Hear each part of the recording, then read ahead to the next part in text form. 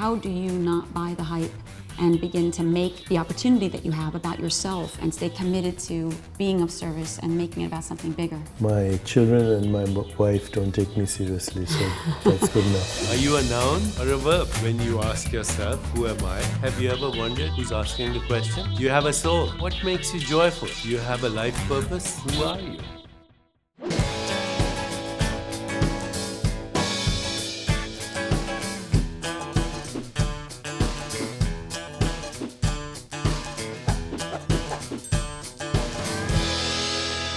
I'm going to be having a conversation today with Seane Corn, who's known in the United States as one of the most eminent yoga teachers. Thank you very much for having me here. So, word association with Seane Corn. Spirituality. Commitment and faith. Sex. Lots of, please. Love. Often. God. Always. Soul. Searching. Transformation. Happening. Addiction. No. Relationship. Committed. Intuition. Self-confidence. Insight. Effortless. Inspiration. Right now. Awareness. Awakening. Redemption. Forgiveness. Gratitude. The first word that came to me was my parents. Evolution. Process. Karma. Acceptance. Okay, Sean, I've asked you all these questions. Do you want to ask me a few questions? Yeah, I would love to ask you I love the work that you've done and have been very inspired by how much of yourself you put out into the world. And I know that when you're out there like that, there's a lot of projection that comes back at you. How do you not buy the hype and begin to make this the opportunity that you have about yourself and stay committed to being of service and making it about something bigger? My children and my wife don't take me seriously, so that's good enough. Yeah. To not buy into the hype. I think if you're, you see your family as being the most truthful and honest mirror that you have, then you don't buy the hype. You don't believe in the press. That's beautiful. I had mentioned earlier about yoga votes, and you had mentioned about also using your community to try to harness that energy. When we started yoga votes, I got a lot of pushback. People saying that there should be no place between yoga and politics, that there is no intersection. And we've had to really struggle trying to find a place of a common conversation that respects this diversity of opinion. How do you deal with trying to create this unified vision, yet still stay respectful towards diversity without perpetuating separation?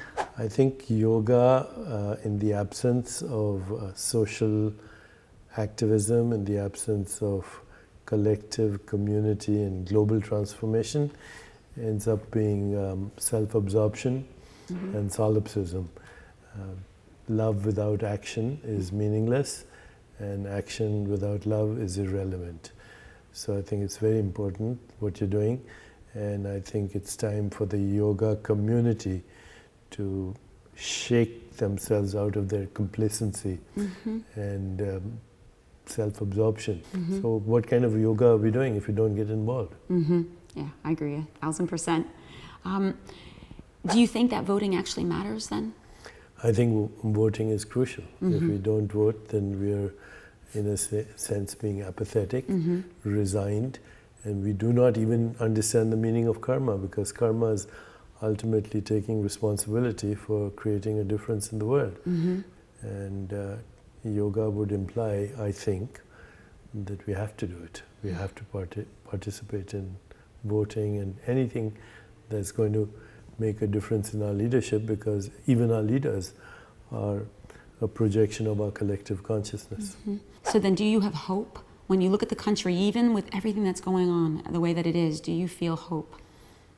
From a purely Vedantic point of view, I'm independent of both hope and despair. Just take responsibility for creation. So then do you feel a personal responsibility to educate people, awaken people, and provide tools? I think the responsibility has come with the projection. Yeah. I mean, I started out just singing in the bathroom, and because I enjoyed singing my song, and then a lot of people seem to enjoy listening to the song and then singing along with me, and now we feel a sense of responsibility, yes. Do you get overwhelmed by that responsibility at times? No, I don't, because I think if it wasn't me, it would be somebody else. So, you know, we're just all part of the transition team. Have you learned a lot yourself about you in this process?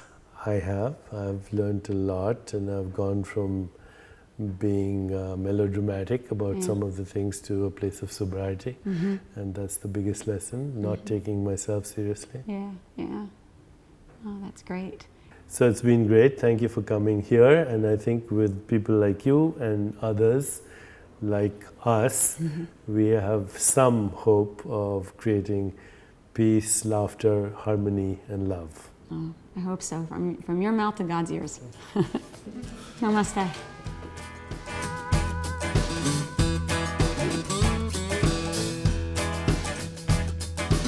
So we'll get right off to the most important, the best question I got. What in the hell are you talking about? I am talking about self-awareness. I used to be an atheist till I realized I was God.